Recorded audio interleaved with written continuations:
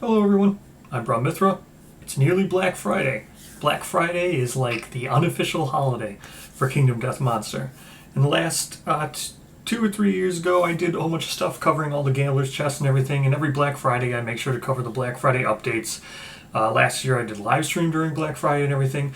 This year we've got a pre-Black Friday episode.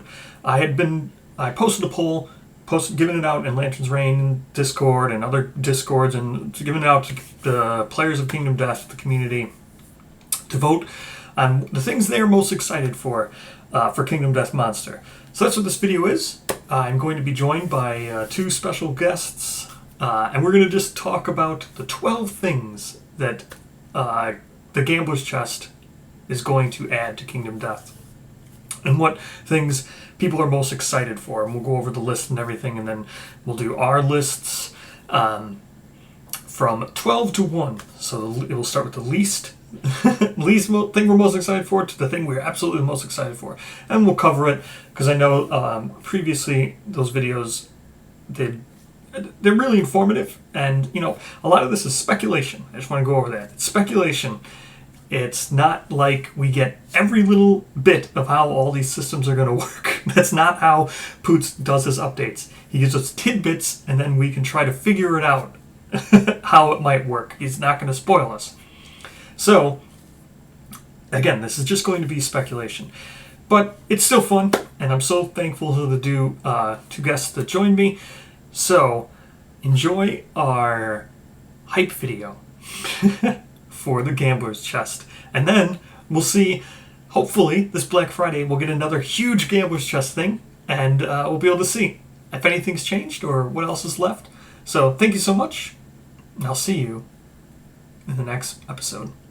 So, I'm joined by two special guests. The first of which is JayRicktor, who has joined me on a lot of my beta and stuff. So, Jay, if you want to quickly introduce yourself again. What's up? I'm Jay. I'm one of the writers in CCG. I was the lead on Drifter Knight. I am the lead on Lantern Bear, which is coming to a CCG near you soon, TM. I am working on other things, and you've probably seen me around Lantern's Reign if you're there. Hi. And speaking of Lantern's Reign, I am joined again by Tennisdude, who is the admin of Lantern's Reign. He joined me once before on my videos, so I'm so glad he gets to join me again for this Gambler's Chest hype video. Howdy. That's a good intro. If you want to keep going, Tennis, or are we good with that? Yeah, you already said who I am. I don't have anything else besides that. Sounds good. So, thank you both for joining me. Today, what we're going to be doing is, as you both know, because I asked you to personally rank the 12 things that are added to Gambler's Chest. There are other things in Gambler's Chest, like patterns, that we already have access to that are not included on the poll. I also let a poll out to a lot of different Discords in Lantern's Reign and stuff to get as many votes as I can from Kingdom Death players. So we'll go over that at the end. But the way it is now is the three of us have ranked what our 12 most anticipated things are, and then I balanced them out. I just want to clarify, and you can both clarify, that none of us know exactly how these systems work. And it is just going to be based on the evidence that we are given when we describe and talk about what we are excited for. So unless I'm misinformed, but neither of you were at Team Death, correct? Nope. Yeah, and some of these we're going off like a sentence or two, pretty much an idea. I'm secretly Poots, so I know everything. All right. So just before that, if we mention something, it could change, because unfortunately, one of these has not been talked about other than confirming it exists since literally the pitch of the Kickstarter 6 years ago. Is so of these 12, starting first, surprisingly, this is going to be a shock to one, But the way we're going to do this is I have the list in front of me. Tennis and Jay do not know what it is. They know what they personally ranked them. And the person who I'm going to ask to introduce the topic will be the person who had this highest on the list. So let's see what the reaction is when I ask Tennis. Could you please tell us about the God Hand? And that's really funny. So that's hilarious. So the God Hand is going to be the finale monster of the chess, the big last boss. And it's fighting the hand in serious mode. He actually uses his sword for some reason. Wait, is this the most hype or the least hype thing? This is the least hyped thing. Yeah. Yeah. Yeah. Part of it might be a little bit is that the God Hand's development and polishing was cited a few times for some delays. But other than that, at least for me, he's just kind of like there.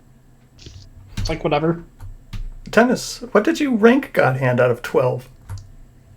I ranked him third from the bottom, so that would be 10th.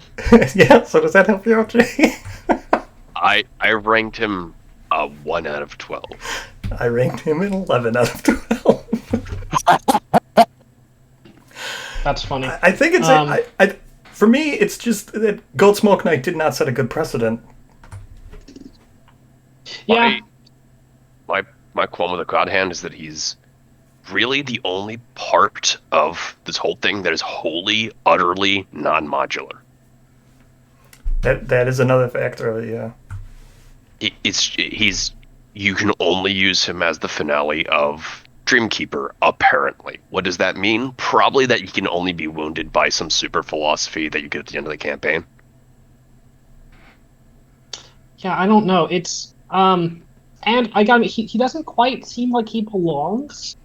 At least just kind of from looking in. Like how do we go from the gambler to the God Hand? I mean, I think there's a fairly obvious through line there. Yeah, I don't know. The other thing it could be is that he's heavily tied. Well, the thing that's weird is he's not heavily tied to the gambler, because like with Gold Smoke Knight, it's not that there's a lot, but there's 2 cards where the AI cards specifically target the person with the final lantern. So I don't know if the reason why he's not like malleable is because of that. Maybe he's just got a whole AI deck that targets something that an Arc Survivor does or something. I can only hope that there are some plot developments in the campaign that explain what's going on. Which, to be fair, we do know there's something hinted at early on, at least. And this is a very good change, because like one of the really bad things about the Gold Smoke Knight is, especially for a player who isn't super invested and knows all of the weird things Poots has said like once or twice, Smokey just kind of waltzes up, and you're like, why is he coming out of the woodwork? Whereas with the God Hand, at least, we did see in one of the updates, there is the suspicious Regal visit instead of the normal Regal visit. So yes, that is a good I assume it's planting something early. Yeah, that also means that I guess maybe you're right, and then Hand won't just always have that from now forward going forward. I hope. But yeah, other than that, final bosses are overrated anyway. Yeah, I think there's probably a story that's going to play out relating to the stuff, except Butcher, of course. Butcher's just there, but the other Nemesis are probably pretty intrinsically merged, which is really weird because Kingsman's not there.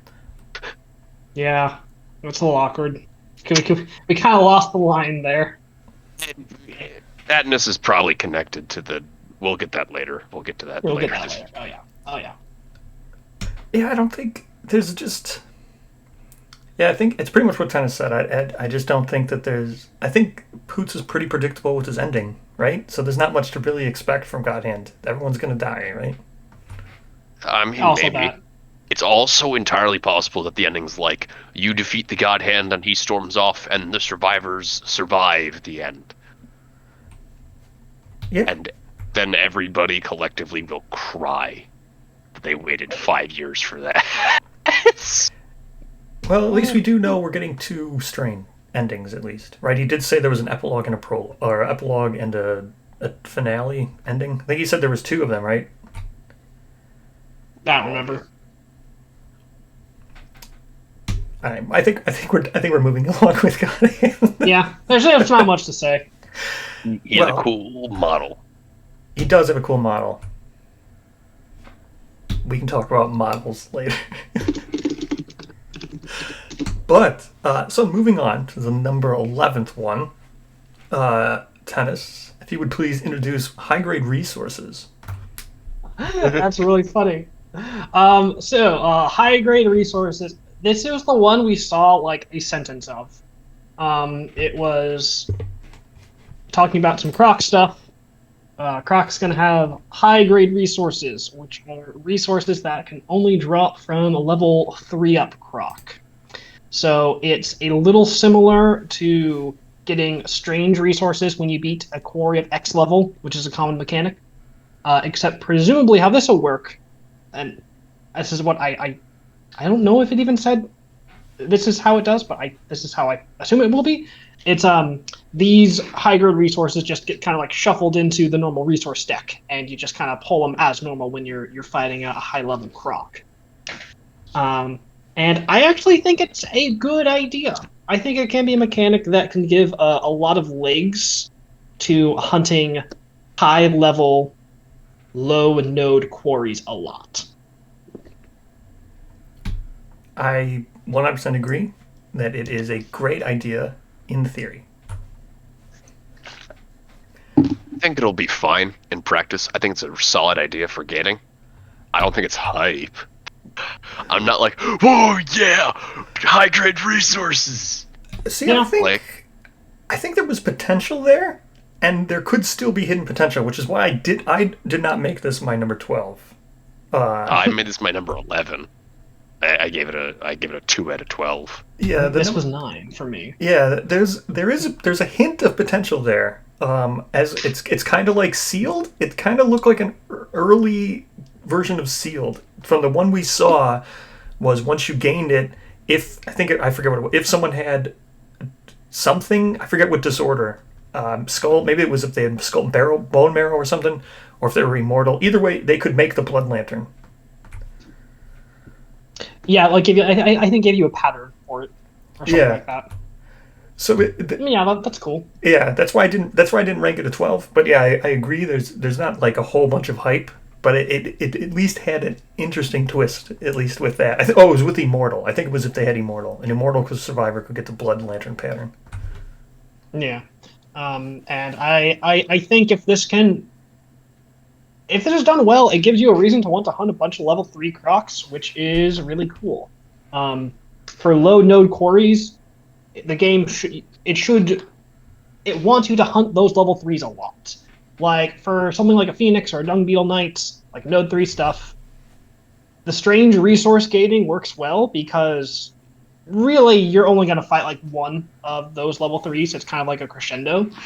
But fighting level 3 node 1s, ideally you should be doing that a lot as the campaign goes. So a mechanic like this that increases the longevity of randomly pulling resources, making good gear. And now it's better gear because it's high-grade stuff is good. A Monster Hunter, basically. It's like a more... Yeah, it's Monster Hunter. Yeah, it's like... I basically looked at it as... It's like a refined strange resource deck. That's pretty much how I looked at it. It's definitely carrying on the legacy of, like, the Elder Cat Teeth. Yeah. But better. Mm-hmm. But it is a whole lot more modern and reasonable. And because like with Elder Cat Teeth, you only ever need one. You only ever have a reason to hunt one level 3 lion. I would say that you only ever need 0 Elder Cat Cat in theory, yeah. Oh, hey, an extra bone. I can innovate with this. Yeah, see, there's other things that high grade resources could do, but again, I just want to clarify. 'Cause I know some people don't like it when I heavily speculate, but there are other systems in the game, like Manhunter, that does add special hit locations. Like if high grade resources are tied to special hit locations and stuff, that there's a lot of there's potential. That's cool. Right. I don't really have anything else to say about it. Nope, there's not much. Whatever. I think I mentioned all about it. Yeah, there's not much.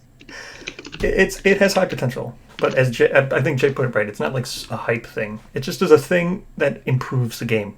So that's why I didn't give it a 12. It definitely, I feel, definitely will improve the game going forward. Yeah. All right, Jay, guess what? You get to introduce Wanderers. Oh, wait, that's the thing? Oh, I forgot about that. Wanderers are probably a story thing that expands the world and lore of Kingdom Death, and allows Poots to insert his OCs into your campaign. Wait, I did that the highest? That's depressing. Yeah, but I think I'm gonna give you an out because this was replaced with patterns. Would you have gone higher or lower? I would have gone higher probably if I remembered that Wanderers were a thing. I figured you would because I know you love narrative. You know I love what? Narratives. Oh, narrative, yeah. They're a great idea. And it lets Poots inject his waifus and husbandos into my campaign, and I'm frankly okay with that. It's just more gear and more story events and more art, and I'm happy with all of those things. And they can, of course, probably unlock strains and stuff. So Yeah, I'd be a little more excited if we had like any idea of how they actually work in any like nitty gritty level, where we really only have the very kind of high level overview, which is like cool. And I definitely agree with a lot of your points. It is just a really cool way to just interject some cool figures and some good storytelling. But I also just want to know how it works, and we don't really know how it works right now. I actually gave this my 12 now, surprisingly. You give it a 1 point. It's my 1 point, yeah, because like the reason why this is something I was originally really, really, really excited about. And then as we've learned more about the Gambler's Chess and less about Wanderers, I think it literally is just going to be luck. In the chest, maybe? Yeah, I don't think we're going to get two. I think we're just going to get just luck. I could honestly, because in like COD, we've seen basically nothing about Gorm, right? I could totally see Great Game Hunter Rogue being a Wanderer in Gorm campaigns, and she's tracking the herd. That'd be fun. Yeah, I think the system has a lot of potential, but because this was restricted to Gambler's Chest, I think this is going to be the one that's let down the most by Gambler's Chest, because we're only going to have one, and this is nitpicky, but I've seen luck, and I know I've expressed this before, it's not a secret fighting art, and unless they introduce rules that restrict him to when you get that stuff, like I don't think it's going to be implemented well. I mean, I don't know, Luck seems like a cool guy. He's got that whole, like, blind master thing going on. Yeah, Luck's design is great. If we're ranking, like, how cool Luck is, like, he's awesome. I love him. Yeah, Luck looks cool because he's eating the pink rock that you get from the Dark Trader. Yeah, isn't his stick like a Bahilit on a stick? Yes. Yeah, no, I need to find a really picture cool. of Luck's stick. Somebody give me a picture of Luck's stick. No, and actually, narrative-wise, I am actually super excited to see like what Luck's doing. You know, shows up right after we kill the gambler. Like, hey guys, I think that's actually gonna be really cool. He's probably like, he probably fell off the ball. That's what I'm gonna say. He was probably at the middle of the ball. He was probably at the middle of the ball. That's what I'm gonna say. That's my hypothesis. he just like crawls on out as he sees like this hapless group of idiotic survivors going to go kill themselves on the king. Yeah. Year 21. Yeah. Yeah. See that. So the thing with Wander, I think I agree. Luck's probably going to be great, and I think Wanderers itself are going to be a great system. I just don't think the Gambler chess is going to give us the best version of it. Yeah. Wow. That's just a Bahamut on a stick. Mm-hmm. I think future store releases and I think the future Wanderers that we already know of, plus the ones that were teased, which I don't think will be in there, like Blacksmith and stuff. I think it will be a stronger system when we get more. Yeah, probably. It's definitely going to be, like I said, I'm hoping that Great Game Hunter Rogue is a Wanderer in COD. That could be a thing. Yeah. Or what's the other guy also, in DBK? Bugman? Bugman. No, Bugman's just DBK. Yeah. You want DBK as a Wanderer? No, Bugman. Yeah, Bugman is whatever. We're not going to argue about this right now. I'll DM you later, bitch. Tennis, you have a wrap up on Wanderers? Yeah, I don't really have much else to say. I think there was more information on Backer Kit than the actual update, because that's what I'm looking at, and I've not seen this before. No, that's what I mean. I literally, I don't know. I was really hard when we got Luck 4 years ago, and then it just hasn't evolved, and that's why it keeps falling and falling. Yeah, that's fair. We just haven't gotten much info, so. All right, Jay. Speaking of things that I think we'll see better versions of later in the future from other waves, want to talk about the King? The King? Yeah, our first Node 4. What do you mean first? He's the second. Lion God's the first. Again, I said we'll see them later in the future. I think. You know what? You're not wrong. King is a Node 4 quarry. Node 4 quarries are introduced between Lantern Year, 13 and 21. Probably, maybe. They're big and dangerous, and have very OP gear, apparently. Like WoWee. And of course, the King is a big, cool design and big, cool mini that we've been waiting for since the OG Kickstarter Lantern Festival thing.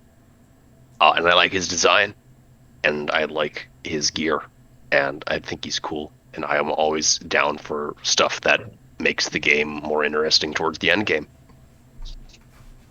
I put King at the bottom. Wow. Yep. I hate you too, Tennis. I think it has the biggest possibility to be a dumpster fire. Fair. That's fair. It's going to be cool, and I am going to be gleefully hunting one year 21. That's going to be very fun.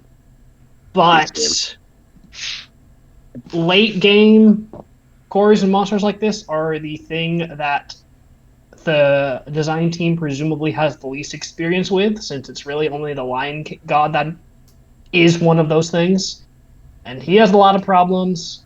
And like I just don't think we needed the King. I don't think he's going to be great. I think there's a big chance he just has a lot of stupid nonsense, like how the Lion God has a lot of stupid nonsense. Maybe. But I like Lion God. One of those people. I do. I actually do too. Lion God it's one of my pet favorites. Because Lion God isn't great, but he tries a lot, and he does a lot of cool, unique things. He's got a heart. He has heart. Like, a lot of his cool things didn't really work super well, which is why it's not a great expansion. But, like, it tried. As opposed to, like, Spidiculous, which is kind of like... That's like a C. You showed up, you did most of your homework and tests, but you weren't very inspired. Yeah. So my thing is, and I've said it before, I like late game alternate settlement development culture stuff. I see that kind of endgame gear as an alternate development type thing instead of like innovating. Just because of the sheer power that we've seen from King gear. Yeah, And that's I cool. see that as on par with like oxidation. Yeah. And also from the meta development perspective, I think King has a huge chance of being really over-designed and unwieldy because it's the King. We await the King. Yada yada yada. He's probably going to draw like 8 AI cards every time. It does look like that. That one image does have a whole bunch of AI cards around him.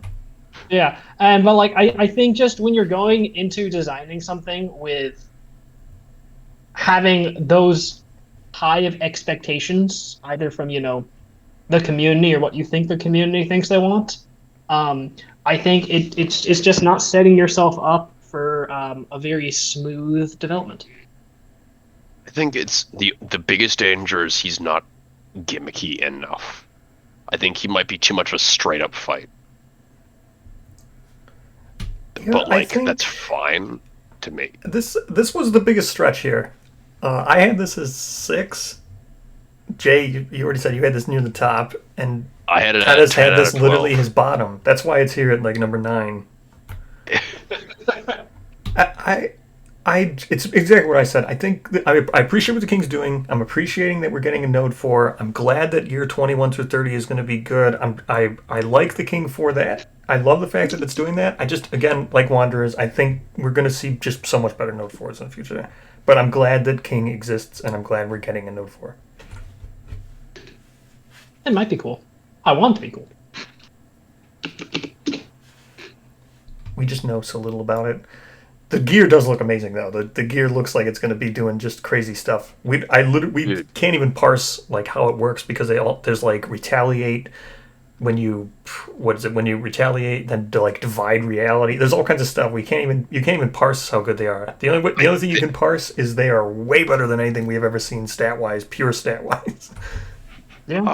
I'm pretty sure it's the King Katana is the only weapon in the game that has a fucking event tied to it intrinsically. Yeah, written on the gear itself. Yep. Which is kind of cool. Yeah. Yeah. And what, isn't it like the helmet lets you be immortal if you want as a treat? Yeah, there's some crazy stuff. I mean, yeah, again, I let my survivors have the immortal disorder sometimes as a treat. Speculation. I'm also thinking it might be that our first like look at level 4s and 5s. Again, that's speculation.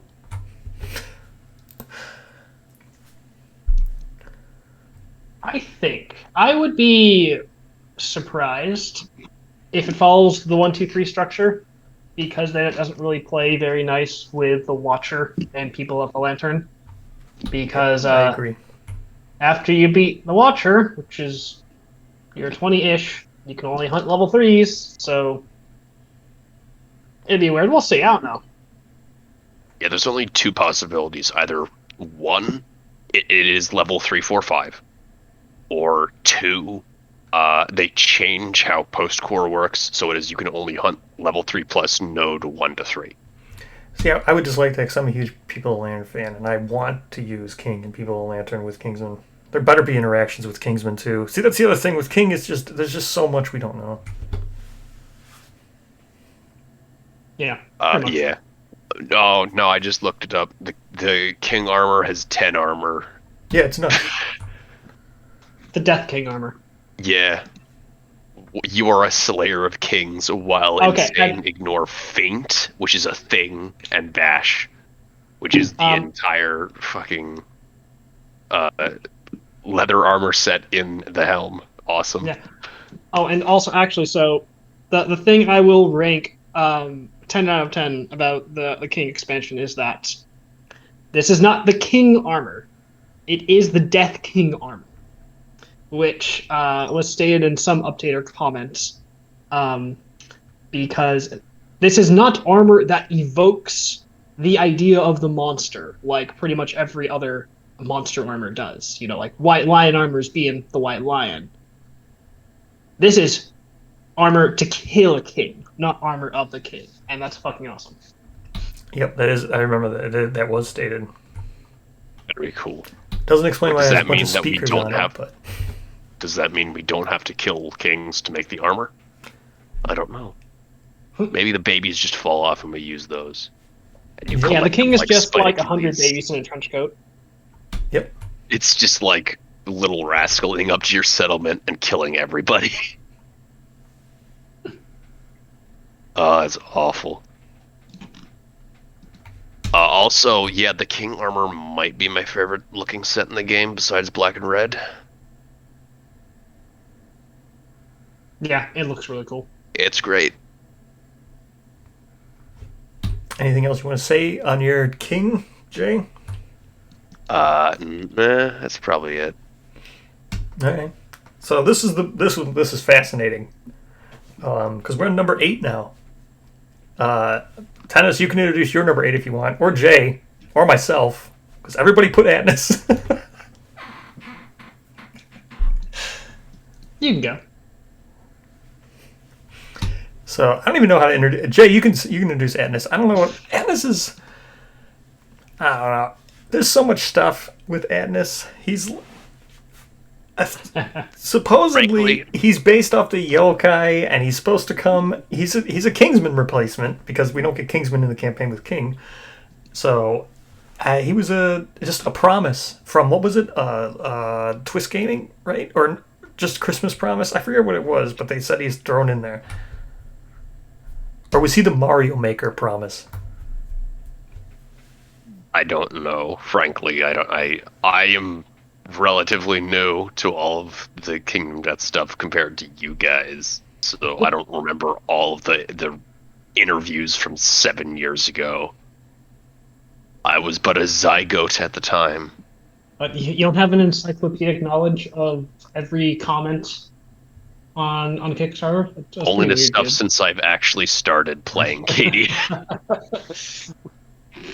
Like, what, 2-3 years ago, max? I probably should have ranked him lower, frankly. But I hate Kingsman a lot, so I'm salty. That's the thing. I think anything is an improvement over Kingsman, which is not a fair way to judge Atlas, but it is what it is. So, a few things that I'm curious about. What are his rewards? Or does he just, like, take survivors when you beat him? That's possible. That's what I'm thinking. It's entirely possible that he just ends up being Spidey, but a nemesis. It looks really cool. Oh, It his looks awesome. model's great. His model's great. But also, his fight's probably going to be crazy hard by the things we've seen of him.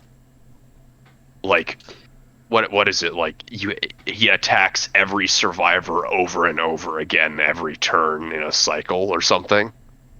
Yeah, he had some crazy stuff going on. The fucking vacuum cross slash or whatever. Yeah. And,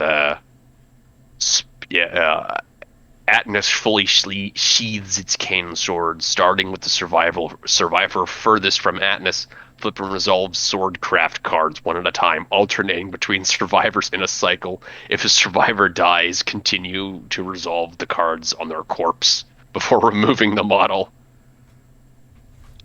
Yeah. It's a special trait. It's not like a legendary AI card. That's the trait. Yeah, I'm down. He looks cool. His theme's cool. We don't know too much about him, but I also do remember that Adam posted in one of the updates that apparently, like, he was the design process was just like perfect, and Atlas is perfect. I'm ready for him. He is the uncrowned king of Talata, apparently, and had trained the Storm Knights. Yep. I guess. Yeah, he's forgotten his memory. Taste. I think in one of the Gen Con things he said like he's like based on a yokai monster, and he's like old, and he's forgotten his old past life. I think is what Poots said, and he just wanders around the darkness, coming to settlements and stuff and just doing what he used to think or what feels right, judging survivors or whatever. And like he's forgotten his past. That's what I think that's how he worded it. But it's very likely he could be tied to Aya. There's all kinds of stuff because Aya's got one of the death crowns. If he's the uncrowned king of Telsia, like Tay said, then he's missing his crown, and we know Aya has one. And like he's totally being brainwashed by the hand. That's my guess because he has the royal tick attached to his back and it's sucking his brains out. And he's probably collecting kids to make kings. Yep. Hey, didn't the first hero have a trait that was like uncrowned King of Arms, right? Yeah, but that's just a reference to anime. Well, that's actually interesting. They're both uncrowned kings. That's fascinating. Yeah, but the first hero is not an entity. That's true. He's also a survivor. Or she. I forget which one when it was. He or she. Fem first hero is cooler. Is also the later game one, and the harder one. Yeah. I'm pretty sure she's the male first hero's daughter. Hashtag girl boss. Yeah, please gatekeep my campaigns. Yeah, that's cool. Gonna be amazing. I want to see more of Atlas. Yeah. I am actively excited.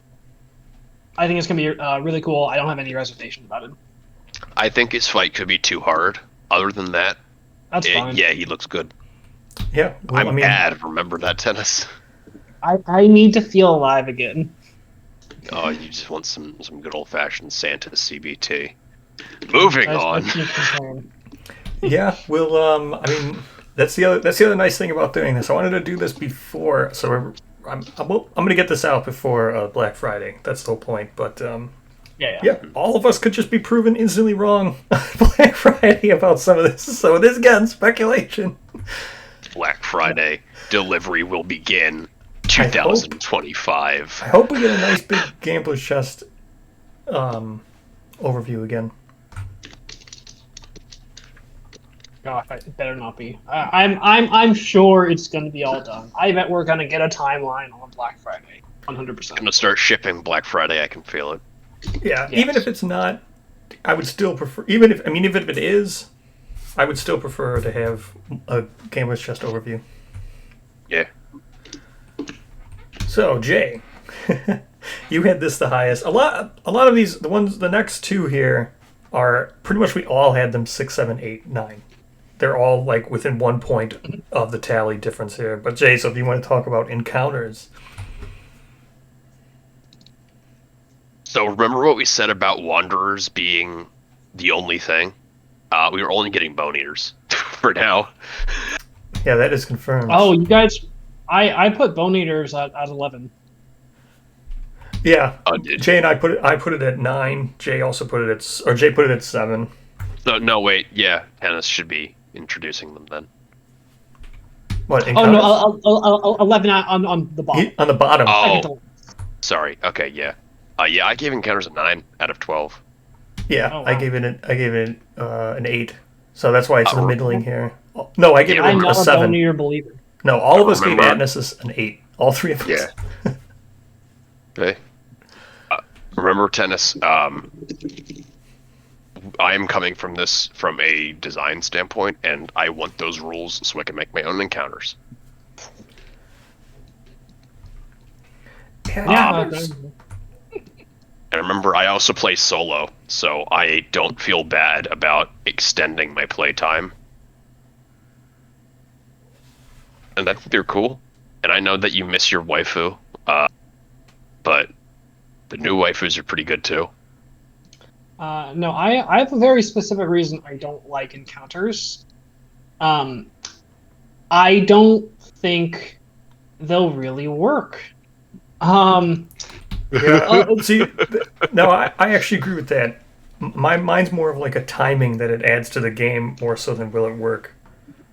Yeah, so like the big key is maybe there's some more about their design or something how they work. But variance is just such a huge killer about the Bone Eaters and encounters. because currently they pop up just completely randomly. They are in the normal hunt event deck. You might fight them, you might not. So this means that when are you going to actually get to fight the Bone Eaters at the most enjoyable difficulty level? It's like a Goldilocks thing. It's almost always they're going to come too early, they're just going to kill you, it's not fun. Or they come too late and you just wipe the floor with them, and it's not a fun fight. And I think it's going to be one of those two things almost always, unless there's some other change to how the mechanic works. I think that's fine. Yep. I think it's easy enough to be strong early on to mitigate that being a problem. Because they can't come out Lantern Year 1 or 2. Yes, that's what I was going to say. But then you get a boring fight. I don't want boring. No, I agree with Tennis. think You could get a boring fight. Yeah. But the fact that there is gating on Lantern Years is one of the reasons why I gave it a big buff, because that means we could see it outside of that system. We could see it on settlement events and stuff. Yeah, it's I'm pretty sure, like, I could probably be comfortable and fight them in a reasonable capacity from what we've seen by, like, Lantern Year 5. Yeah, I agree. And that's probably when you're going to start, because you don't actually have that many in random hunt events for level 1 monsters. Yeah. So, like, there's a much lower chance to draw them until you get to higher level monsters. So if you're fighting level 2s around Lantern Year 5, 6, you're probably going to pull them then. And I think that's reasonable. Yep, I think, again, I gave this a middling thing. I could go lower, because I 100% agree with everything Tennis said. Variance and randomness is not good. However, I think I overrated it, because it's literally the only change we're getting to the whole entire hunt phase, besides for, like, middling amounts from scouts, I think, maybe. But other than that, this is the only hunt phase change we're seeing, so I think I rated it a little bit high.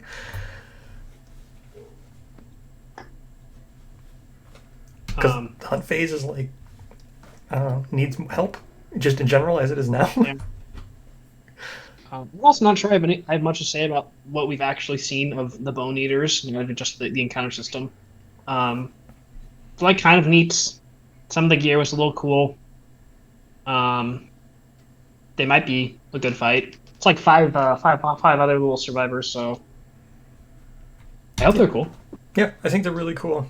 I think it's like you were saying. It's the same thing. Currently, what we have with that now is the Excalibur sword, where you just hope that you draw it, and you hope that you have someone with high enough sword proficiency, and then if you do get it, you hope you don't draw that settlement event, because then it's just pointless. And it's the same thing with encounters, right? That could happen. You could just have them in a very bad time, or you could have them at an unfun time.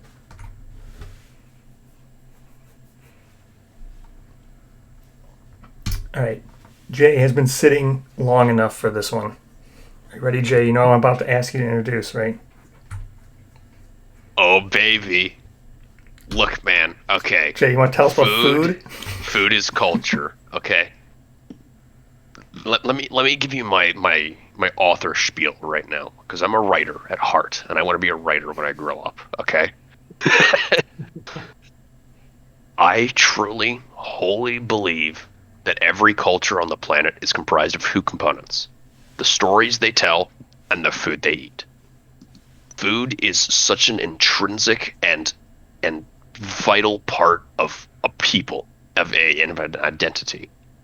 It is the land that you were on. It is what kind of animals live there, what kind of plants grow there, your surroundings, how you react to those surroundings, how you utilize what you have. Food is so connected with our development as the dominant and the highest order species on the planet, because everything else on the planet doesn't prepare food besides maybe eating rotten apples to get drunk, which is also cool. I like to cook, and food is cool. And also more buffs to make my survivors not die. So any mechanics you want to talk about? Yeah. how the food innovation tree probably works, from what we've seen, is that you start with the basal scavenged meal, which, if you, quote, meet certain criteria, which is probably you are departing with a consumable. This is the one I don't remember. This is the one right here. This is the one that we literally know nothing about besides what was pitched 7 years ago. 12. This is the most speculation you will possibly hear. What? Yeah, I am 100% right on this, and I will take that to the bank. Well, a new starting innovation, because this is one of the initial language consequences. That actually changes a lot about the kind of how the game will go, right? Because that's a super early choice. It seems to be an innovation that at least the base one has applications for combat, which I kind of like. Now that there might be 2 early innovations that are good for fighting, drums and then this food one. And it will probably be really cool. And also, cooking is underbaked in the base game, so hopefully it gets the expansion it deserves. That is literally one of the reasons why I rated it so high. This is such a streamlined thing of cooking. Like, cooking is the reason cooking right now, it makes Spidicles hard to streamline with when you replace the antelope because of the way cooking always is. And then it was always an event that you needed the cooking innovation for. Now it's just, hey, let's put an innovation into all the new monsters that we make, and it just goes right in the tree. It's such a streamlined thing that it's just so perfect mechanically. Well, I think cooking is going to be its own thing still, but like I'm sure there'll be food innovations that are consequences of cooking. Yeah, but I mean, like, as per monsters. Like, right now, expansions don't add to cooking. Maybe. I hope there's food innovations for expansions in COD. Yeah, that's what That'd be cool. Yeah. Yeah, but how I'm assuming it works is that if you are departing with a consumable and a full armor set, you get clothed and sated, which gives you some kind of bonus. And then all the food innovations will either make it easier to get clothed and sated, or make clothed and sated better, or have miscellaneous effects like the Heart Flute or Saga. And there'll probably be like a big Thanksgiving feast that does something. I don't know. Yeah, right now again, I say right now, 7 years ago, they were shown as like an armor set bonus. Yeah. It's not even in the big chest roundup update, I don't think. I know this is such a cool, streamlined, mechanical, so subtle, amazing change. The whole idea of the food tree. Food good. I like food. Yeah, I think it's going to go down like an MMO kind of like thing, where like each one of these innovations is going to give you a different type of dish, and then that will just be its own different armor set. Don't make me sad. You don't think you would like that? I don't like MMOs. Okay, I was just using that as an example because MMOs are the ones where normally, like, your character walks around with like 57 different dishes. I mean, yeah, but that makes me sad. Monster Hunter 2, same thing. You walk around 20 different types of food. No, you just eat once before you go out and Monhunt, okay? You don't have to walk around with like 37 fried chicken wings in your pocket.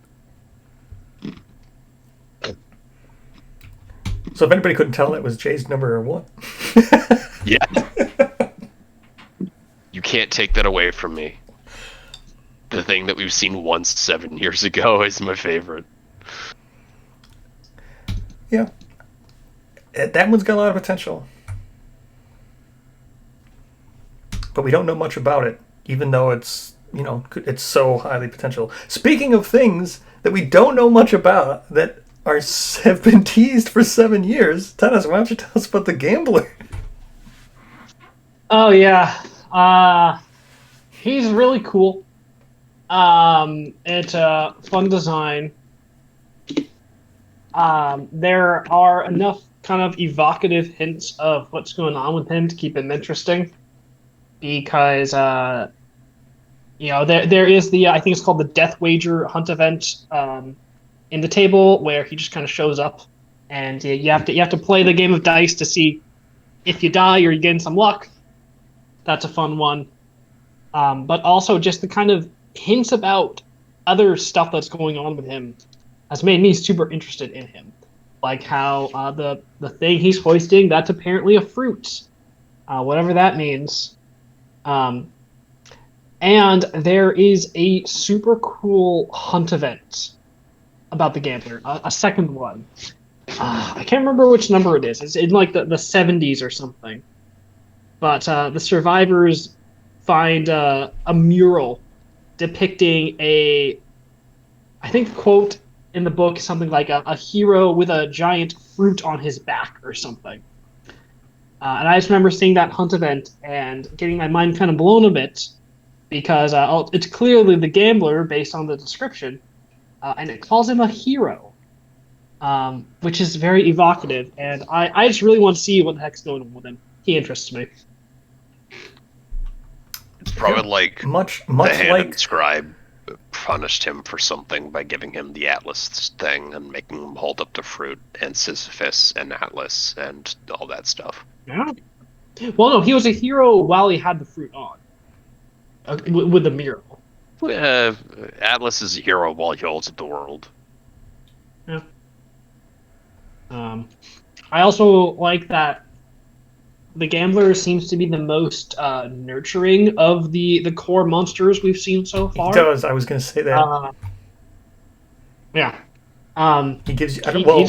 We don't know for sure, but I think, again, speculation.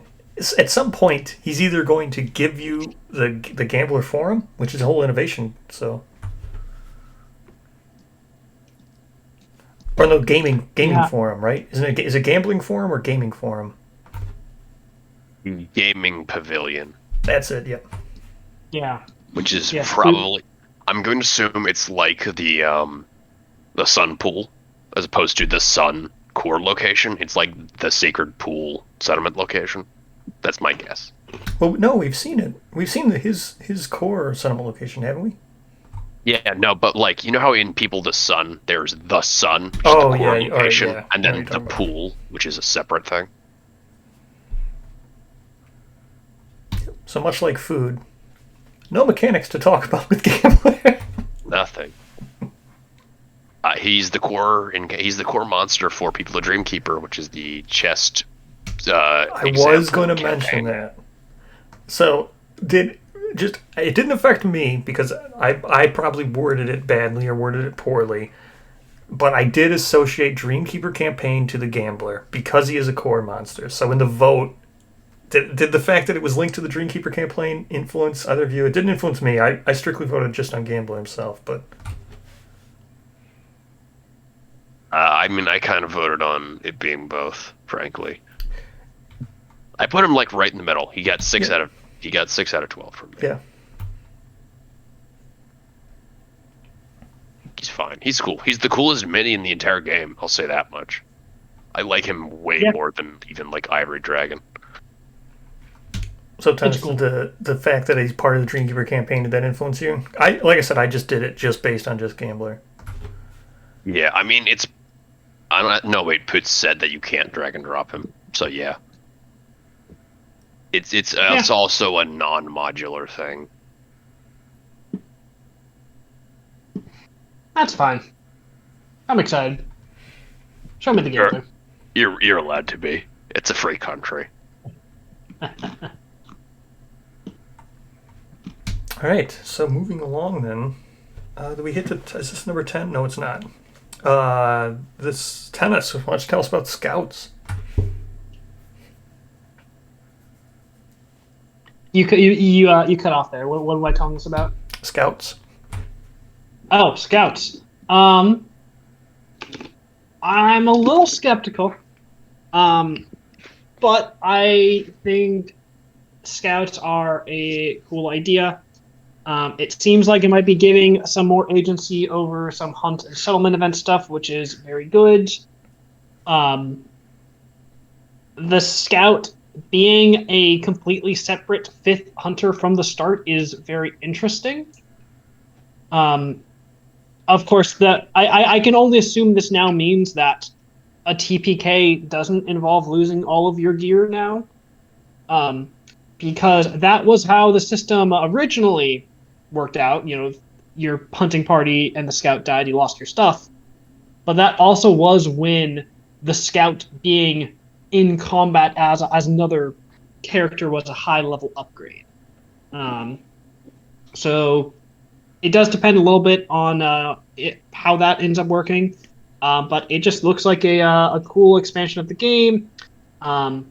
More gear to use, more gear to get. I'm excited to see how quick I can get a scout to solo a level 1 white lion while the other 4 survivors look on in bemusement. And it just looks cool. Scouts are very cool. Yeah. I'm very excited for how they. More so, the most fascinating thing, the thing I hope to get the most out of them is the randomness mitigation, because I guess we can see like they kind of can look at the settlement event deck, and then they can save a survivor on the hunt from a bad roll. So I'm all for the mitigation. That's my biggest thing with them.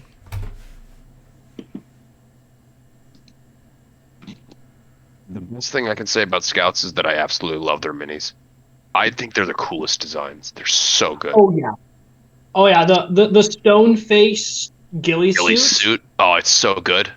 It's the coolest thing ever. God damn. It's so awesome. I'm probably gonna be using that mini as just a survivor mini at some point. Oh, I'll use every single time as the scout. I mean, well, yeah, that too. But like, my big concern is that you're wrong, Tennis, and the TPK equals losing all of your equipment and thus killing your campaign is still a thing. I think it will be a variant. I think it was officially eroded out of one of the images. I think. I'm not sure about that either direction. I'm not saying that I'm right. I'm saying that I might be wrong. I've clarified multiple times now. We're all speculating, so speculate away. Yes. There's that. I'm not going to say that's going to stop people from pinging you, even though I've said it 19 times, but... Correct. People, please ping me. It feeds my ego. But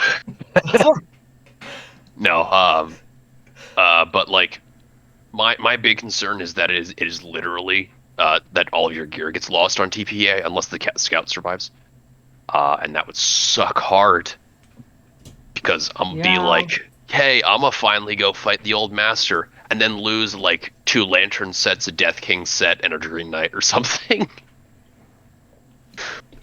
and be very sad. However, like, if they add a lot of narrative with their scout reports and stuff, then I will like them. But I'm cautious. If they are a storytelling opportunity, I will be very happy. They totally are because of scout reports, and that is a part of them that I love, because that's just such a great way to inject some story and lore into the game, because presumably it's going to be, what the scouts see in the monster when, either before the survivors come or after, kind of just a totally different perspective on what they're doing to win. Scout reports are awesome. Unless they're not, because we don't actually know what they are mechanically. That's the best counter. Unless they're not. That's true. Well, no, I'm convinced that even if mechanically they're stupid, it is a storytelling vector. That's very interesting. That's true. Yeah. Again, my fear with that then becomes, wait, is every scout report a frickin' booklet like the goddamn philosophies? And you have to like flip through them, choose your own adventure style or something. Like, it could be super clunky, or it could be great, and that's my thing. Scouts have potential to be great or awful, and that's why there's a lot of variance. Okay. Yeah. Here's what I will say about Scouts. I think the one thing about Scouts is what they're designed to do will be very hard for them to fail at. If all they're meant to do is just go on the hunt and not die, and then die in the place of someone, or just to be alive when you win, so you get a scout report. If that's literally the only two mechanics, those are going to be really hard to mess up. But the way I feel about it is, if it gets really clunky, because I do agree, we've gotten all kinds of scope creep now, this thing's going to be scope crept, and if scouts see a bunch of scope creep, I might just take out those other clunky things. Yeah. Yeah, but no, they definitely get 5 or 6 points for being the coolest minis ever. I want a stone face ghillie suit. They're so good with the big dumb packs. Oh, perfect. And they're still wearing the cloth, or at least the female one it's just a cloth. That's a starter cloth, and she has boots, and they have the squishy bits on the bottom of their shoes to make them more stealthy. It's great. I'm gushing. Yeah, the minis are some of the best. There are a lot of good minis, but I really like ones like that, which are just kind of very simple and that they have just kind of their one cool thing going on. Yeah. And, Yeah, I think they're the strongest system that we'll probably see in the Gambler's Chest, because I think they were pretty much finalized even during the Kickstarter, right? They were when it was back, when it was Advanced Kingdom Death, they were one of the backing points. Mm-hmm. Yeah, they were there from the start. Yeah, I think they'll be very strong. All right, here we go. We're in the top 3 now. Are you surprised at what the 3 are? I mean, I know you know what they are because we haven't talked about them. I'm not surprised. Everybody rated these pretty high, except for one. Food. Tennis rated this one the highest of all of us. This one's very complex, so feel free to phrase this however you want. I'm going to give you free reign because it's a big system. All right. Tennis, can you explain the philosophy system? Oh boy, yeah. So I rate this one number 2 because despite a lot of my fears, I want to believe. So the philosophy system and Ark Survivors is a alternate method of progression and survivor level up. Normal survivors just have like their fighting arts and all that nonsense.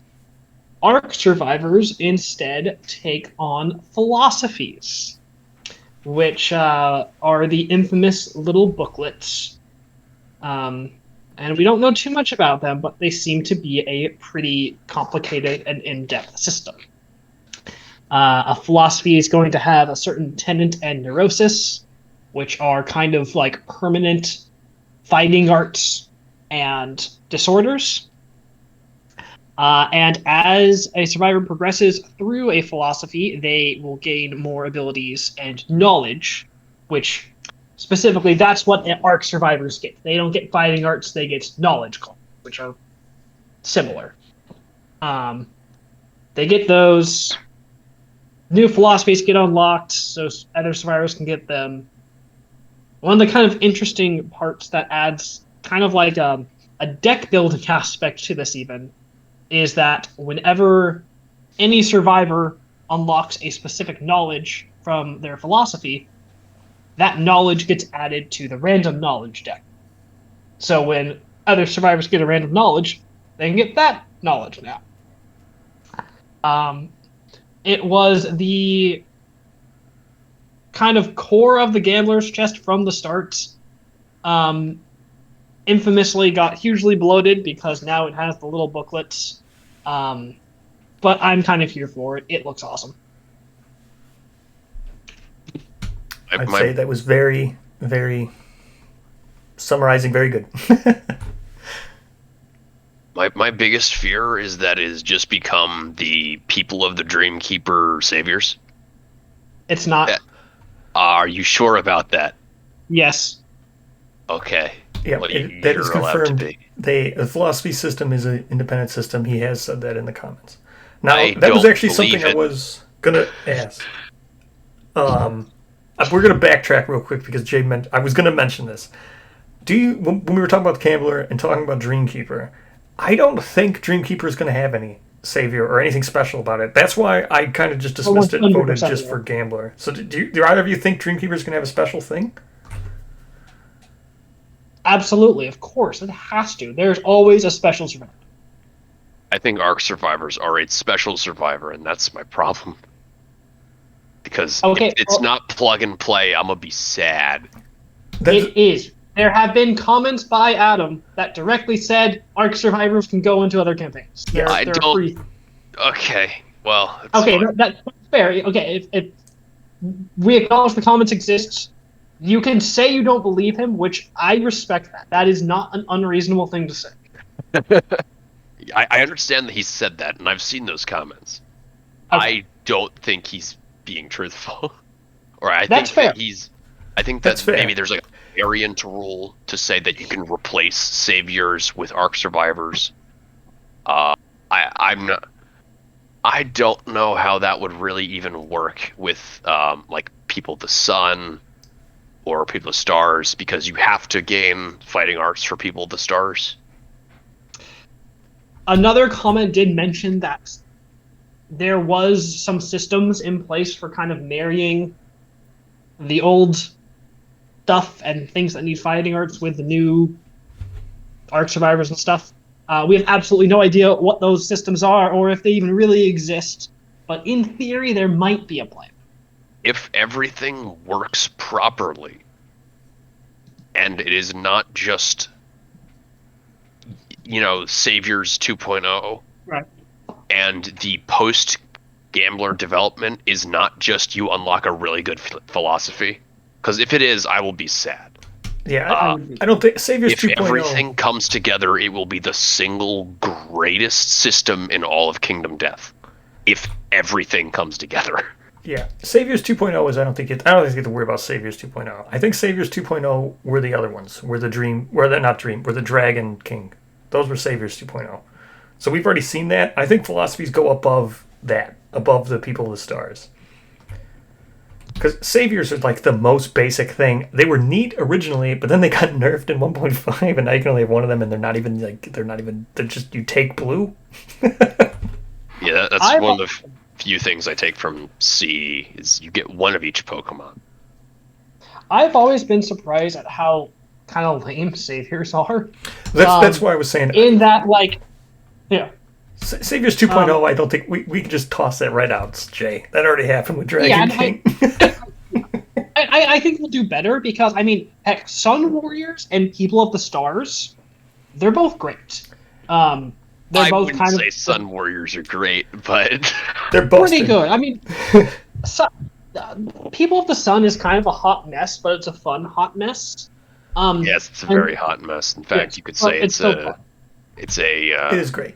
It's fun. An exhausting heat mess. Hey ho.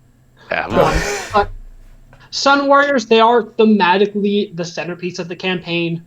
They are cool. They are powerful. They're much better than... Never unlocked one.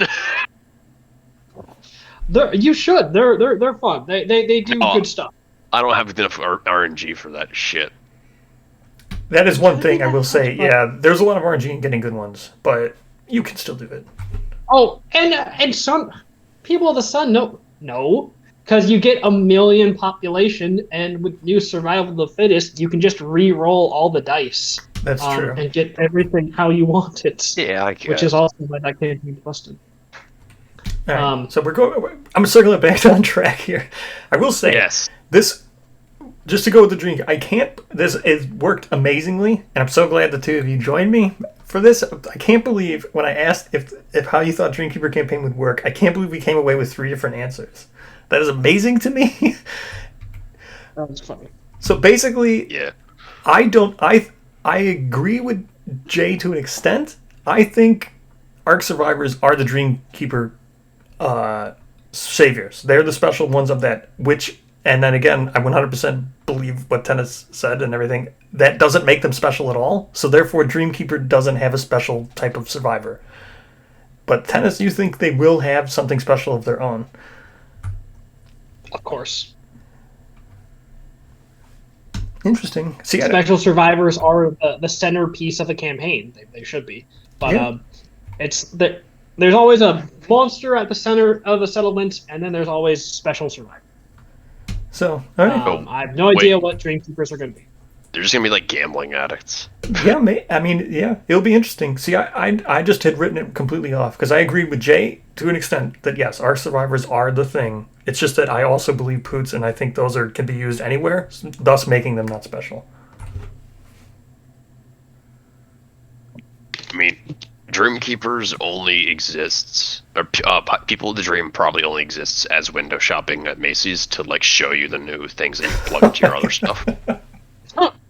So, like, that would also be on brand to really, like, yeah, we're showcasing this by making it the special thing, even though it's not special. That's possible.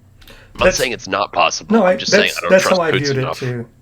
But it's neat. I mean, Tennis could be right. They could have a special thing. Yes, absolutely. 100% could be. I don't think those odds are in our favor. But if everything comes together right, like I said, it will be the single greatest mechanic in all of Kingdom Death. Speaking of great mechanics, now that we can get back on track, Tennis, you want to explain the collective cognition? Because I know you appreciate collective cognition the same way I do, and its variance to hunting levels. Oh my gosh. Yes, collective cognition is another kind of resource thing going on, where the first time you beat a level 1 monster, you get 1 collective cognition point. The first 2 times you beat a level 2, you get 2 collective cognition points, and so on and so forth. And getting collective cognition does things. These things seem to be good. These things include stuff like, I think one of the previews showed unlocking a settlement location. Another was philosophies can be modified depending on collective cognition thresholds, which is very cool because it does help encourage, kind of churning some survivors, using new ones, because it's like, oh, hey, this first crew, when we went through this philosophy, we didn't have enough collective cognition for the good stuff. Let's get some new ones. It seems good. Nice way to kind of help encourage you to diversify your hunting and all that. I'm for it. We're folding that in with philosophies, right? That's not its own thing. It's all part of the philosophy system. I'm pretty sure it is, because as Sans was mentioning, I think you need those points to get stuff from the knowledge deck and stuff. Yeah. It is. I think it's super great. It encourages you to actually hunt all of your quarry types. I think it's single-handedly going to be the thing. If I know Jay doesn't do. If going forward you're really supposed to only use one of each node, then the cognition system will be really great, because then it encourages you to at least get the most out of that node. Nope. I'm still not doing it. I know. I'm just saying. By the rules, cognition really helps the node system. I am going to have 4 node 3s in my first People of the Dreamkeeper campaign. You can't stop me. Alright, so again, Tennis rated this as number 2. I also rated it my number 2. The only thing that stopped me from rating it my number 1 was I don't think they're going to be balanced. I think there's going to be like 6. You need 7 or 8 of them to be good. But if it comes down to, there's 2 of them that are good, I won't like that. Then it's just back to Cannibalize sucks and Protect the Young sucks. Yeah. Other than that, I think that's literally the only thing that made it not be a 1. So Jay, do you have anything to say that why is because you were kind of low? So do you have do you have, like, what's your like specific fear of it? For what, the shrimp? No, for philosophy. Oh, philosophies. I mean, it's as I've said, as I've been saying, it's just there's too much that could go wrong with philosophies. Yeah. Yeah, I think this might have been a better example of, like, I'm glad that Poots scope crept and shot high. Like, I'm glad that he tried to do 21 of them, because that way maybe we'll get 6 to 8 that are good. And then it will be perfect. I don't think, even if you had all 21 in your game, we would never use that many. I think 6 or 8 is a good number. 9's a good number. Alright. So, I'm going to go to tennis one more time. I went to tennis 4 times in a row here. Hey. You want to explain or introduce us to the Smog Singers? The Smog Stalkers got robbed because these clearly should be number one for everyone. So yeah, the Smog Singers, formerly known as the Smog Stalkers. I originally was very annoyed at how they just transitioned from being an encounter to a full-on monster, just out of the ether. But they look super cool. They have some fun and crazy-looking miniatures. It will be our first multi-monster encounter, along with the Bone Eaters. We've seen a little bit of their gear, which is some super cool instrument stuff. And the number one thing that I think will really make them a super deep and fun quarry is you can take the Undertale route and you can spare or kill them. You can either kill the Smog Singers and harvest their bits for normal crafting, or if all the survivors sing along with the Smog Singers, something happens. We don't know what. It involves winning the showdown a different way, and presumably other things happen. But I think that's super awesome. A quarry with kind of 2 ways of handling it and 2 different sets of rewards makes for a very deep and long-lasting kind of thing. And it's set up to be our kind of first good Node 2 quarry, which is excellent. Hey, don't do my boy the Lope like that. Well, the Lope's really mediocre. Yes. Yeah. I mean, for me, this just falls into the same thing I said about Atlas. It's kind of unfair to rank it so high because Kingsman is bad, so Atlas benefits from the fact Kingsman's bad. And look, I'm all for it. Smog Singers are going to benefit from the fact I'm sick of fighting Lopes. Yes, but I also think they would be good besides that. The fight will probably be mechanically sound. I'm not sure if I'm totally on board with the alternate winning thing. It sounds a lot like Spidey Sisyphus, but with Spidey Sisyphus, at least you get resources from killing the monster. I'm not sure if you're going to get any resources from singing the friendship song with the nightmare demons. Their faces scare me. They should. That's very fair. The big thing that like hangs me up on them really, and I know it's stupid, is I don't like their armor set, because I'm pretty sure their entire armor set's going to be like the hat, where it's or if you get hit in the head, you have to spend survival to cancel that hit. And I think that's lame.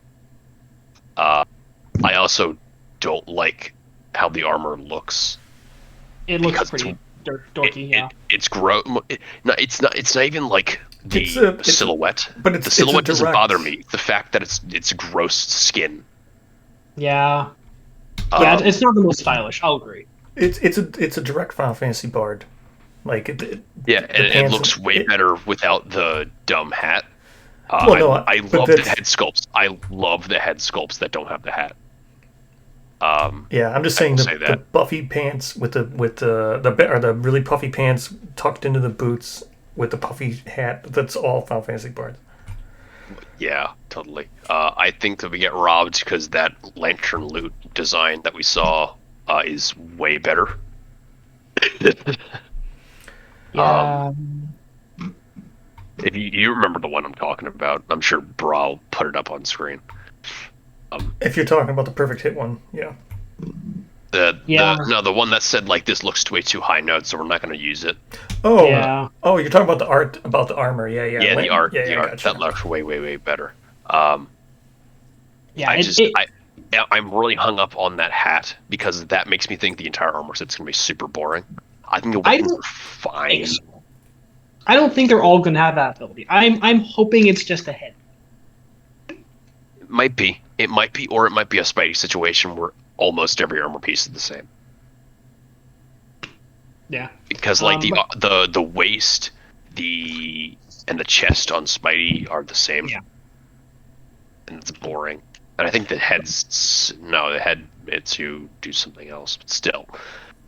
The weapons we've seen from Smog Singers, though, are pretty cool. Yeah, their instruments. Fluter is the best. Yeah, the fact that their instruments is amazing. Here's the thing with Smog Singers. I love everything about Smog Singers, except for Smog Singers themselves. Like, I love the alternate win condition, which you were saying. I love the fact that they're another Node 2.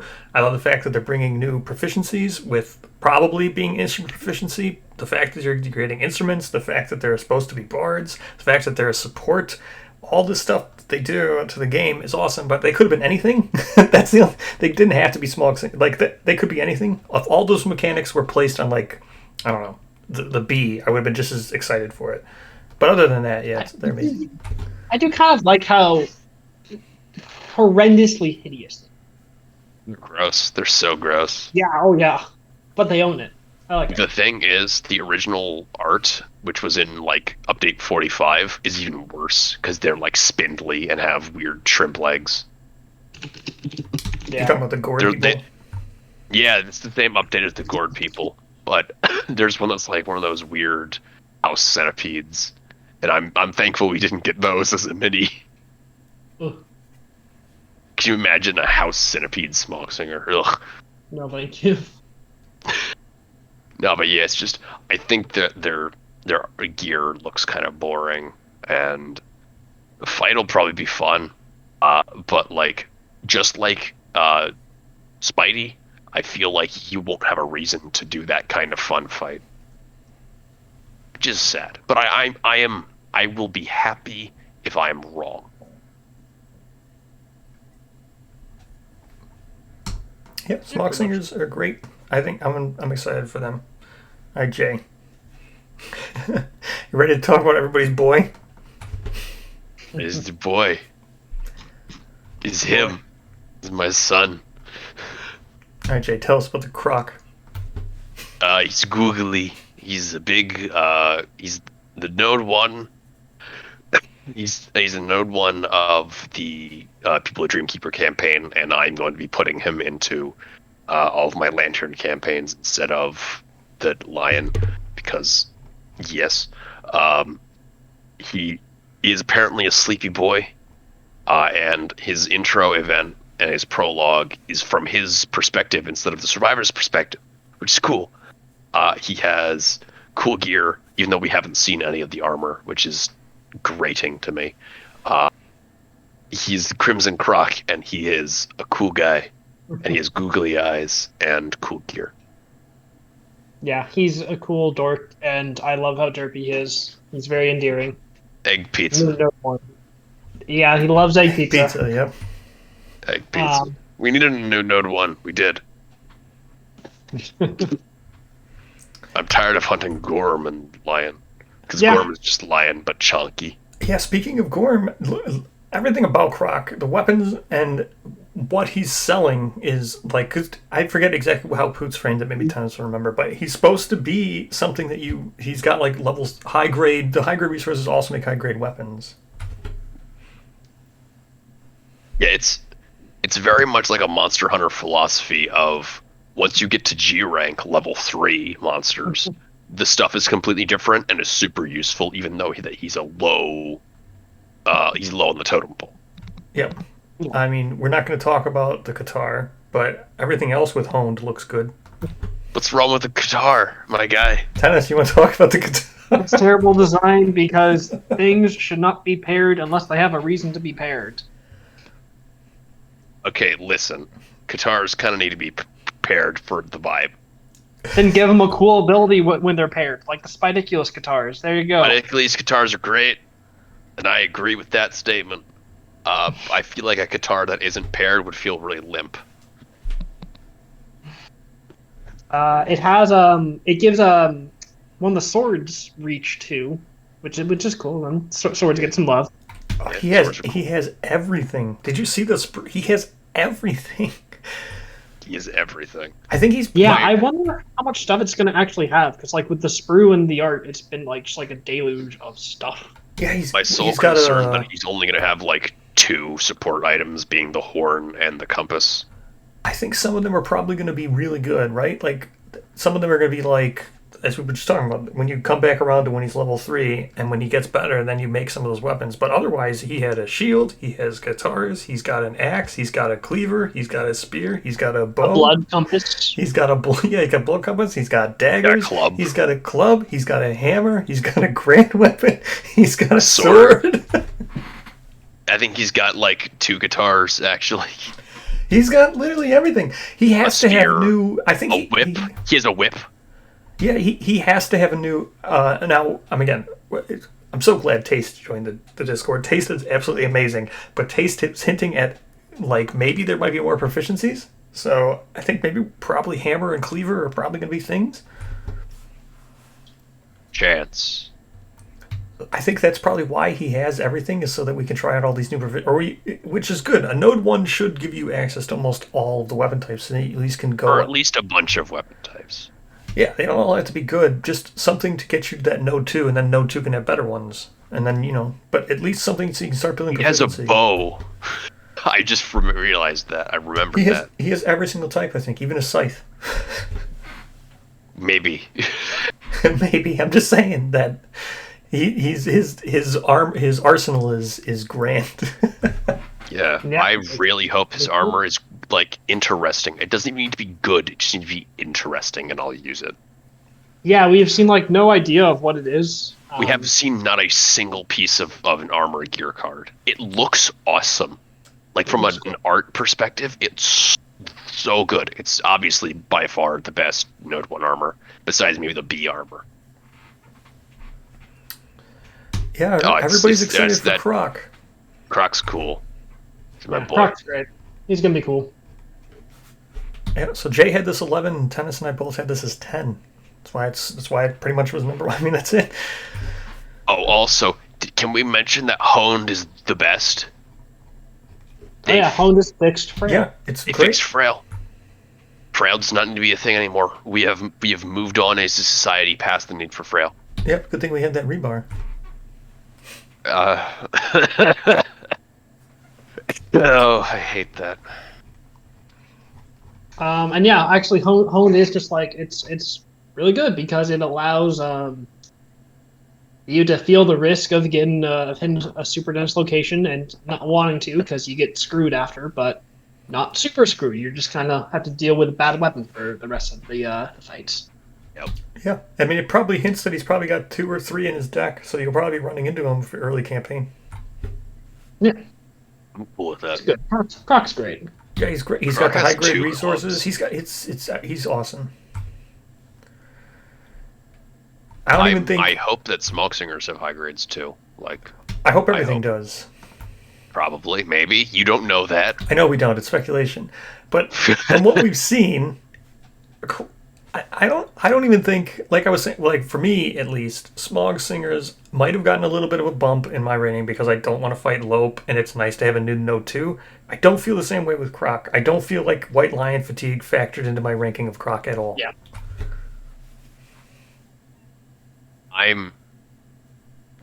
I honestly am less fatigued on White Lion than I am on Gorm, so I'll be happy to do Crimson Croc and White Lion in like People of the Lantern.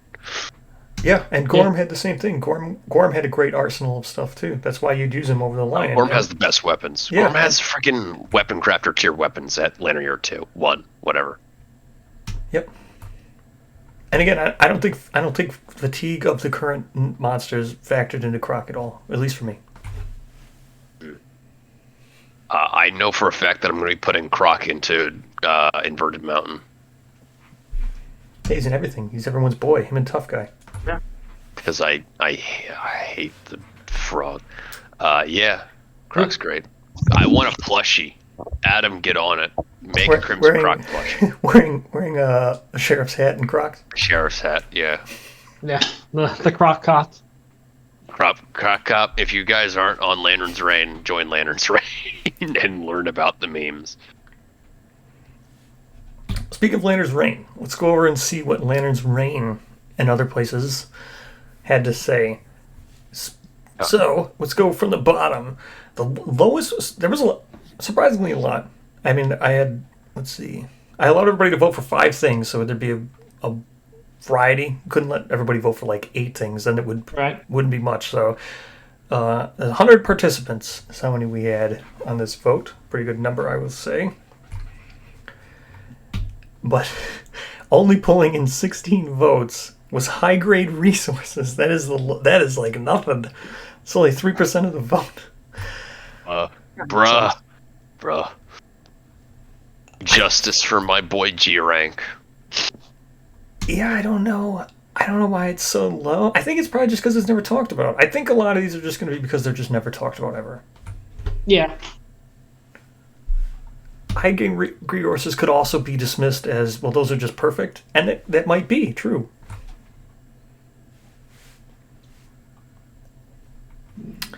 So high grade, that was the lowest. This is almost exactly what we said. Then the number 11 was God Hand. Almost the same as high grade, only getting 17 votes. Again, I think it's just because... Bastard. I think it's just because he's never talked about ever. And probably because Cold Smoke Knight. Probably. Listen, okay, so we know for a fact that Stone Fingers are a new terrain tile. He better stand in the middle of a giant stone hand. He better. No, I'm going to be mad if he isn't. Because I just finished binge reading Berserk, okay, for the first time. He better be.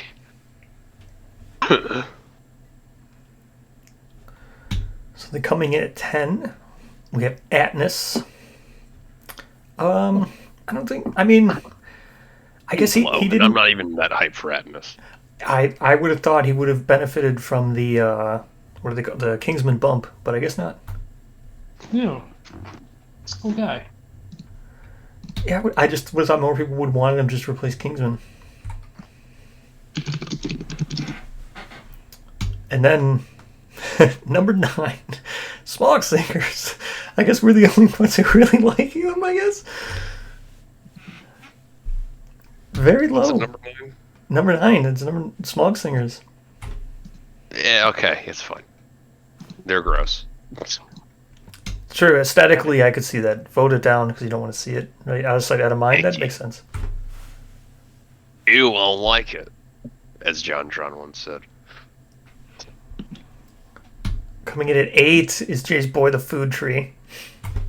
Oh, fuck you guys. That's tragic. I spit at you. I think it did very well. I think this is actually... I think Food Tree is experiencing the JayRicktor bump, because I bet you probably talked about this all the time. Because this is buried 7 years ago. I don't think anybody even remembers this. You know what? Fair enough. I'm holding Adam to it, and if it's not in, I'm going to drive to New York and hand him a letter. I'll be pretty shocked if it's not. Yeah, I mean, even... it was probably finalized like 6 years ago, and it's just been sitting. I can't see it being more than like 8 cards, right? I mean, it'll be like 8 cards in not the benefits, just the innovation, maybe. Like 6 it'll be like 7 innovations in chest, and like 1 for each of the X-Packs and COD. Microwave cooking. Coming in 7th is King. What do you guys think of this one? Why do you think this one got so low, the votes? It's like the big hype thing. But it's like apparently middle not of the road. at 7th. It's like, yeah. Yeah, I think it just kind of got thrown in at some point. So people are like, whatever. Remember, like, a lot of people are like me and weren't around for the Lantern Fest fiasco. Yeah. Maybe, yeah. Middle of the road, number 6 is Wanderer System. Look, I loved the Wanderer System. It would have been much higher for me if I thought it was going to be more than luck. And that's not a luck thing. Like I said, I like luck. I think it's just that it's just going to be the least impactful of everything we're getting. Yeah. I have no comments because I forgot it was a thing. That's 5, we got Bone Eaters. Shocking. You think that's shocking? I thought they'd be lower actually. Yeah, like I just don't think encounters are going to work very well. Yeah, they'll be fine. All right, well, let's get ready to boo. Number 4 is Crimson Croc. Only 4? That's no. My boy deserves better. Free my boy. And He again, did nothing wrong. I posted this in a lot of different channels for Lantern's Reign, so even the Croc Cop didn't benefit him. The Croc's like the real symbol of the chest. Which is weird because he was added in at some point, way after the pitch. Yes, but like he's an institution. That derpy face just fills me with joy. He's like, blah. The weird thing is he's totally not a crocodile. He's like an eel. Yeah, he has a little bit of eel in him. It's like he's gooey. He looks gooey. Alright, so coming in at 3, we have the Scout system. Not surprising. The Scout system, I think a lot of people vote because they want that mitigation. I think a lot of people vote because they're the sickest minis ever. Oh, that's okay. Like 50% of this community is just people who paint miniatures for a living, probably. A little bit, yeah. You think I should have put that on there? Did you vote just because of the mini? Yeah, you know what? Yeah, I'm gonna say that it's Scouts probably got that there because of the minis. So this is the one where I was talking about. This one probably could have been done better from my wording, but the second most hype thing, the second most, from the people that I polled, the second most hype thing is Gambler. And people paint miniatures. I don't think anybody wants to paint that ball. Oh my god, I'm dreading it. Just like dunk it in skin tone and leave it. That's what I'd do. Oh my god. Prepare to be pinged by everybody in hobby. Oh yeah, please blame me. I want the pings. Come on. Dunk it in skin tone and leave it, he said. You don't even need to paint the underside, it'll drip down. It's fine. Yeah, just leave it. It'll get there one way or another. Yeah, it's fine. The Gambler's probably skin tone too, so it'll be fine.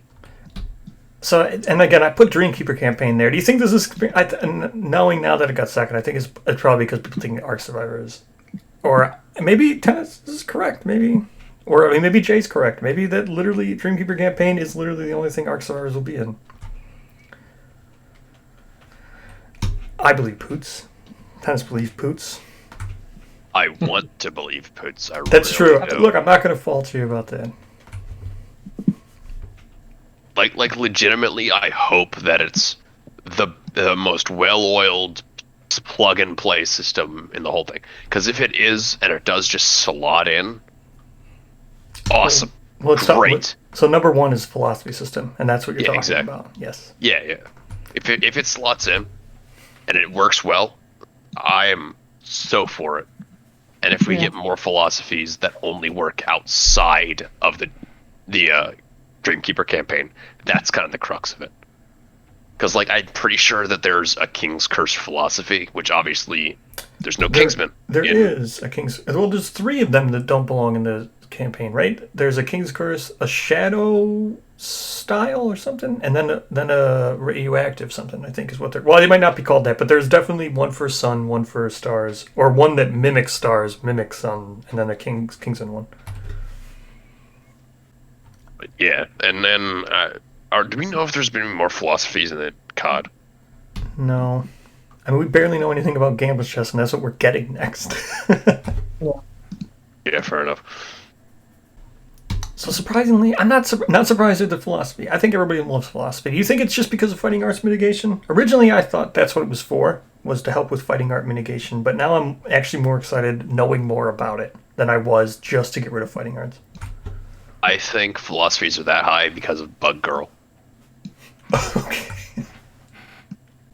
I think everybody's waiting for philosophy. I think that's going to be the biggest thing.